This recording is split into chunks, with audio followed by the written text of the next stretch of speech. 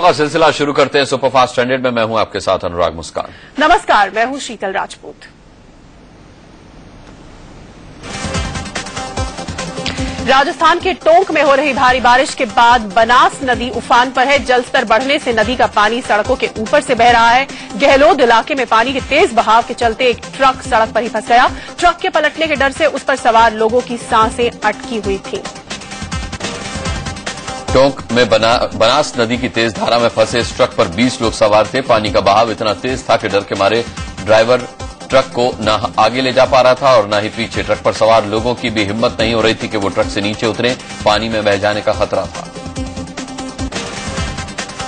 बनास नदी के दोनों किनारों पर लोगों की भीड़ जमा थी। लोग सांस रोके ट्रक में फंसे लोगों को जिंदगी के लिए संघर्ष करता देख रहे थे। किनारे खड़े लोगों की भी हिम्मत नहीं हो रही थी कि नदी की तेज लहरों के बीच जाकर ट्रक में सवार लोगों की मदद करते। बनास नदी के धारा के बीच एक ट्रक में 20 लोगों के फंसे होने की खबर आने में प्रशासन को दी गई। खबर पाकर आला अधिकारी रेस्क्यू टीम के साथ मौके पर पहुंचे। एक बार तो रेस्क्यू टीम को भी समझ में नहीं आया कि बचाव अभियान कैसे शुरू करें। पानी का बहाव बहुत तेज था। बनास नदी में जिंदगी से संघर्ष कर रहे लोगों की सारी उम्मीदें रेस्क्यू टीम पर टिकी थीं। घंटों की मशक्कत के बाद ट्रक पर सवार सभी 20 लोगों को रस्सियों की मदद से एक एक कर सुरक्षित बाहर निकाल लिया गया। रेस्क्यू पूरा होने के बाद लोगों ने राहत की सांस ली। राजस्थान के बूंदी में मांगली नदी का जलस्तर अचानक बढ़ जाने से 11 लोग एक मंदिर में फंस गए। मंदिर के चारों ओर पानी भरा होने से लोग निकल नहीं पा रहे थे। खबर पाकर कोटा से आई रेस्क्यू टीम ने घंटों की मेहनत के बाद एक एक करके लोगों को सुरक्षित निकाला। राजस्थान के चित्तौड़गढ़ में भी बारिश ने लोगों को बेहाल कर रखा है। 24 घंटे से लगातार हो रही बारिश से नदियां उफान पर है। नदियों का पानी तटबंध तोड़कर शहरों में घुस आया है। सड़क और हाईवे सब डूब गए हैं। लोग जिंदगी दांव पर लगाकर सफर कर रहे हैं। छत्तीसगढ़ के कांकेर में बारिश के बाद नदी नालों में आए उफान के चलते दुधवा बांध का जलस्तर बढ़ गया है, जिससे किसी अनहोनी से बचने के लिए डैम के सभी 10 गेट खोल दिए गए हैं। डैम के गेट खुलने से जिले के 113 गांवों पर बाढ़ का खतरा मंडराने लगा है। छत्तीसगढ़ के जांजगीर में गंगरेल डैम से पानी छोड़े जाने की वजह से महानदी में बाढ़ आ गई है। बढ़ते जलस्तर की वजह से चंद्रपुर और शिवरी नारायण इलाके में नदी का पानी सड़कों से होते हुए लोगों के घरों में घुस गया है, जिससे लोग काफी परेशान हैं। जांजगीर में महानदी के पानी छोटे छोटे पुलों को तो पूरी तरह डुबो चुका है। नदी का पानी पुलों के ऊपर से भी बह रहा है, जिससे नदी और सड़क में फर्क करना मुश्किल हो रहा है। छत्तीसगढ़ के बिलासपुर में हुई भारी बारिश के बाद आई बाढ़ ने लोगों की मुश्किलें बढ़ा दी हैं।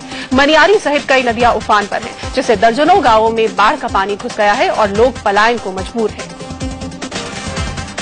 नदियों का पानी तटबंध तोड़कर बिलासपुर के तटीय इलाकों की सड़कों से होकर बह रहा है, जिससे लोगों को एक जगह से दूसरी जगह आने जाने में भारी परेशानी उठानी पड़ रही है। लोग जान जोखिम में डालकर इन रास्तों पर सफर कर रहे हैं।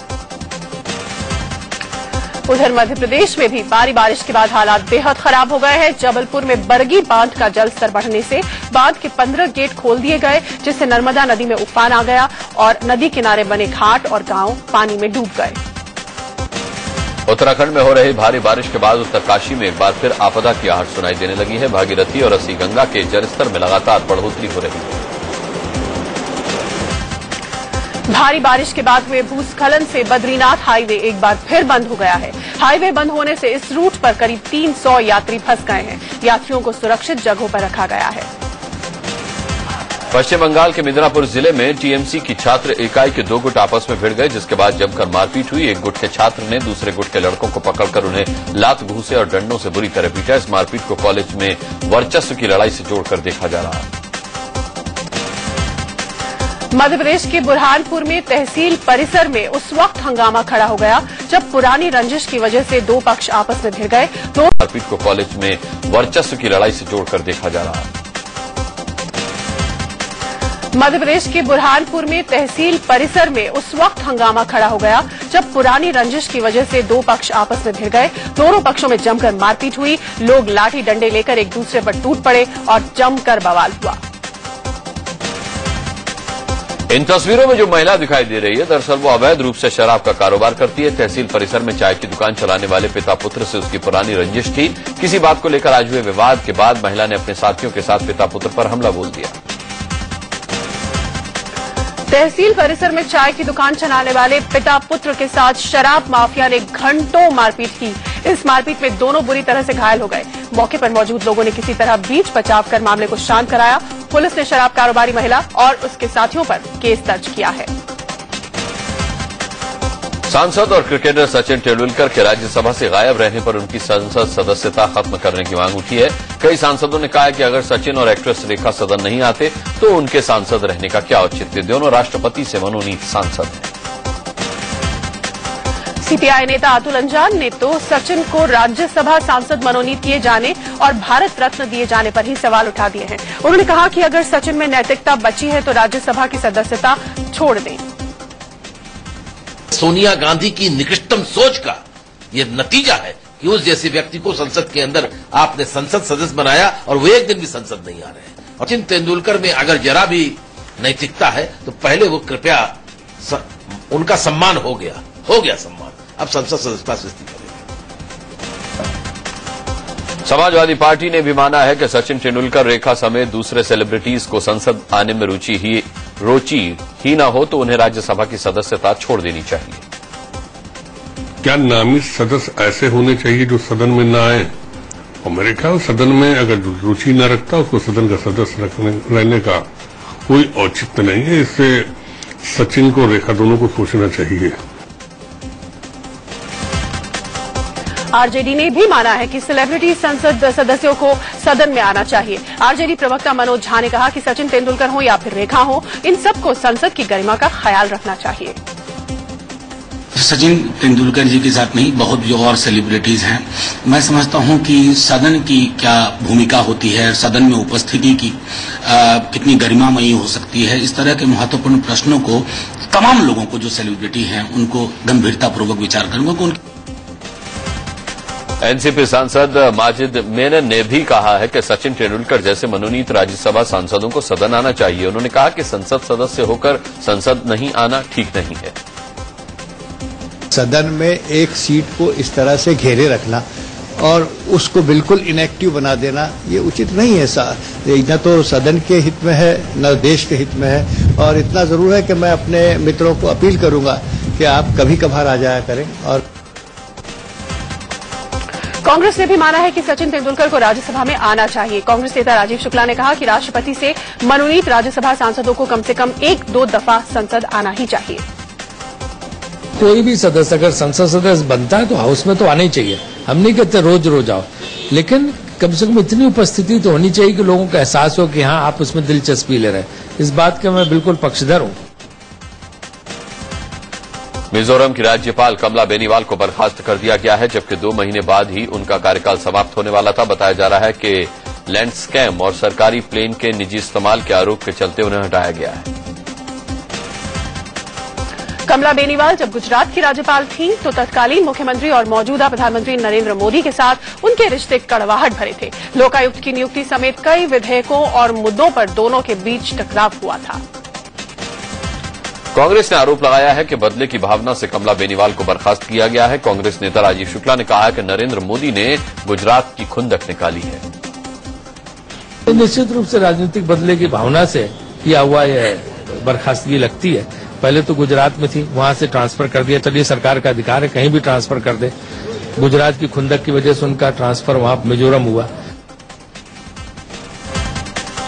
उधर सरकार ने कांग्रेस के आरोपों को खारिज किया है। संसदीय कार्य मंत्री वेंकैया नायडू ने कहा कि कमला बेनीवाल पर कई आरोप थे और पूरे नियम कायदे के तहत उन पर कार्रवाई हुई है। इसमें कोई संविधान का उल्लंघन का सवाल ही नहीं है। राष्ट्रपति जी ने पूरा इसका अध्ययन करने के बाद ही ये ऑर्डर जारी किया है। इसके बारे में पॉलिटिकल फायदा उठाने के लिए कांग्रेस प्रयास करना अच्छा नहीं है। बीजेपी की सहयोगी पार्टी शिवसेना ने कमला बेनीवाल की बर्खास्तगी का समर्थन किया है। शिवसेना प्रवक्ता संजय राउत ने कहा कि कमला राज्यपाल कम, राजनेता ज्यादा थी और उन्हें हटाया जाना उचित फैसला है। कमला बेनीवाल गवर्नर कम और पॉलिटिशियन ज्यादा थी। राज्यपाल को बदलने का पूरा अधिकार जो है सरकार के पास है, राष्ट्रपति जी के पास है। तो राष्ट्रपति ने अपने अधिकार में अगर उसको बदला है या उनको बरतरफ किया है तो उनका अधिकार है ये। बीजेपी के वरिष्ठ नेता कल्याण सिंह को राजस्थान का राज्यपाल बनाया जा सकता है। खबर है कि कल्याण सिंह इसके लिए तैयार भी हो गए हैं। इससे पहले ये खबर आई थी कि कल्याण सिंह राज्यपाल नहीं बनना चाहते। बिहार के मुख्यमंत्री जीतन राम मांझी ने एक नया शिकूफा छोड़ा। उन्होंने कहा कि अगर अगले साल विधानसभा चुनाव में जेडीयू आरजेडी गठबंधन को बहुमत मिलता है तो नीतीश कुमार ही सीएम होंगे। उनको हम लोगों ने कहा था, आज भी हम लोग कहते हैं कि यदि वो बिहार की राजनीति करेंगे तो सबसे पहला प्रस्तावित जीतन मांझी होगा कि वो मुख्यमंत्री बने। अगले साल होने वाले विधानसभा चुनाव के लिए जेडीयू आरजेडी में गठबंधन पर अभी फैसला नहीं हुआ है, लेकिन उससे पहले ही जीतन राम मांझी ने सीएम के लिए नीतीश का नाम उछालकर आरजेडी सुप्रीमो लालू प्रसाद यादव को पसोपेश में डाल दिया है। नीतीश का नाम आगे बढ़ाने का जीतन राम मांझी का ये बयान आरजेडी को पच नहीं रहा। आरजेडी प्रवक्ता मनोज झा ने कहा कि इस तरह का बयान अभी गैर जरूरी है और नेतृत्व का फैसला सभी पार्टियों के विचार से होगा। गठबंधन के सहयोगियों, शीर्ष नेताओं और आवाम के साथ, कार्यकर्ताओं के साथ अंतर संवाद के बाद ही संभव होगा। इस तरह की बयानबाजी मैं समझता हूं वैचारिक रूप से भी गठबंधन को कहीं से मजबूत नहीं करती है। इसका कोई औचित्य और संदर्भ मैं नहीं देख रहा हूं। जीतन राम मांझी के बयान पर बीजेपी ने चुटकी ली है। बीजेपी प्रवक्ता शाहनवाज हुसैन ने कहा कि आरजेडी जेडीयू में ठीक से गठबंधन हुआ भी नहीं है और नेतृत्व को लेकर लड़ाई पहले ही शुरू हो गई है। गठबंधन ठीक से हुआ भी नहीं और अभी से सिर्फ फटोवल शुरू हो गया है। हम लोग उनको मौका ही नहीं देंगे सिर्फ फटोवल का। बीजेपी का मुख्यमंत्री होगा, न जेडीयू को चिंता ज्यादा करना है न आरजेडी को करना है। बिहार में 10 सीटों के लिए होने वाले विधानसभा उपचुनाव के लिए फिलहाल जेडीयू और आरजेडी में गठबंधन हुआ है, लेकिन अभी ये तय नहीं है कि अगले साल होने वाले विधानसभा चुनाव में भी दोनों पार्टियों का गठबंधन होगा। सीसैट विवाद पर राज्यसभा में एक बार फिर हंगामा हुआ। सीसैट पर संसदीय कार्य मंत्री वेंकैया नायडू ने कहा कि परीक्षाएं करीब हैं, इसलिए बदलाव मुमकिन नहीं है और न ही परीक्षा की तारीख बदलेगी। उन्होंने कहा कि आगे सभी दलों की राय के बाद संशोधनों पर विचार होगा। सिविल सर्विसेज की परीक्षा से सीसैट हटाने की मांग को लेकर इलाहाबाद में अनोखा प्रदर्शन हुआ। समाजवादी छात्र सभा के सदस्यों ने इलाहाबाद यूनिवर्सिटी में सिर मुंडन का करके विरोध जताया। 15 अगस्त को प्रधानमंत्री नरेंद्र मोदी के भाषण को तैयार करने के लिए 4 मंत्रियों की एक खास टीम बनाई गई है। इस टीम में रविशंकर प्रसाद, स्मृति ईरानी, अनंत कुमार और पीयूष गोयल को शामिल किया गया है। 4 मंत्रियों की ये स्पेशल टास्क कमेटी सभी मंत्रालयों से कोऑर्डिनेट करेगी और फिर मोदी के भाषण के लिए ब्लूप्रिंट तैयार करेगी। वाराणसी में जल्द ही मिनी पीएमओ का उद्घाटन होने वाला है। मिनी पीएमओ के लिए रविंद्र कॉलोनी में एक बिल्डिंग को तैयार किया जा रहा है। नटवर सिंह की विवादित आत्मकथा one life is not enough को आज लॉन्च किया जाएगा। दिल्ली के इंडियन इंटरनेशनल सेंटर में शाम 7 बजे नटवर की इस आत्मकथा का विमोचन होगा, जो पहले ही विवादों में आ चुकी है। प्रियंका गांधी को पार्टी में सक्रिय भूमिका देने की मांग एक बार फिर कांग्रेस कार्यकर्ताओं ने की है। इस बारे में भोपाल में कई होर्डिंग्स और पोस्टर्स लगाए गए हैं और प्रियंका को पार्टी में बड़ी भूमिका देने की मांग की गई है। रोहिणी के मधुबन चौक पर आम आदमी पार्टी के विधायक राजेश गर्ग ने ई रिक्शा चालकों के साथ मिलकर लोगों के जूते पॉलिश करके अपना विरोध जताया। रोहिणी से आम आदमी पार्टी के विधायक राजेश गर्ग खुद भी ई रिक्शा चलाते हैं। वो दिल्ली विधानसभा भी ई रिक्शा से ही जाते थे। लोगों ने जरूरत न होने पर भी जूते पॉलिश कराकर उन्हें पैसे दिए, जिससे ई रिक्शा चालकों को कुछ मदद मिल सके। ई रिक्शा चालकों ने कहा कि वो लोग सरकार और कोर्ट की सभी गाइडलाइन मानने को तैयार हैं, लेकिन ई रिक्शा से बैन जल्द हटाया जाए। अमेरिकी विदेश मंत्री जॉन केरी के भारत दौरे के 6 दिन बाद अमेरिकी रक्षा मंत्री चक हेगल आज नई दिल्ली पहुंचेंगे। चक हेगल देर रात दिल्ली पहुंचेंगे। शुक्रवार शाम 4 बजे साउथ ब्लॉक में यानी रक्षा मंत्रालय में हेगल को गार्ड ऑफ ऑनर दिया जाएगा और उसके बाद दोनों पक्षों के बीच बातचीत होगी। अमेरिकी रक्षा मंत्री चक हेगल पीएम नरेंद्र मोदी से मुलाकात करेंगे। साथ ही उनकी रक्षा मंत्री अरुण जेटली और विदेश मंत्री सुषमा स्वराज से भी मुलाकात होगी। सुप्रीम कोर्ट ने HSGPC अधिनियम 2014 को अमान्य घोषित करने की मांग वाली याचिका पर सुनवाई करते हुए आदेश दिया है कि फिलहाल यथास्थिति बरकरार रखी जाए। यह आदेश अगली सुनवाई तक के लिए है। अगली सुनवाई 25 अगस्त को होनी है। सुप्रीम कोर्ट ने यह भी कहा है कि हरियाणा में फिलहाल SGPC और HSGPC दोनों ही अपने अपने चढ़ावे का पूरा हिसाब किताब अलग रखेंगी। कल कुरुक्षेत्र में बादशाही गुरुद्वारे के सामने हुए हंगामे के दौरान हुए लाठीचार्ज में मीडियाकर्मियों को भी पुलिस ने निशाना बनाया था। कई पत्रकार इसमें घायल हुए थे। मुख्यमंत्री भूपेंद्र सिंह हुड्डा ने डीजीपी को इस मामले की जांच के आदेश दिए हैं। आदर्श सोसाइटी फ्लैट घोटाले में महाराष्ट्र के पूर्व मुख्यमंत्री अशोक चव्हाण को बड़ी राहत मिली है। बॉम्बे हाईकोर्ट ने तब तक चव्हाण पर मुकदमा नहीं चलाने को कहा है जब तक कि केस से उनका नाम हटाने की अर्जी पर फैसला नहीं हो जाता। दरअसल सीबीआई ने बॉम्बे हाईकोर्ट में एक अर्जी देकर अशोक चव्हाण का नाम आदर्श केस से हटाने की मांग की है। हाईकोर्ट ने कहा है कि जब तक इस अर्जी पर फैसला नहीं हो जाता तब तक चव्हाण को छोड़कर बाकी 12 आरोपियों पर ही मुकदमा चले। गुजरात हाईकोर्ट ने गुजरात सरकार और अडानी ग्रुप को नोटिस भेजकर 21 अगस्त तक जवाब मांगा है। कच्छ के स्पेशल इकोनॉमिक जोन में अडानी पावर लिमिटेड पर पर्यावरण को नुकसान का आरोप लगाते हुए जनहित याचिका दायर हुई थी। दिल्ली के मदनगीर इलाके में दिन दहाड़े हुई हत्या के मामले में गिरफ्तार किए गए 2 आरोपियों को आज साकेत कोर्ट में पेश किया गया।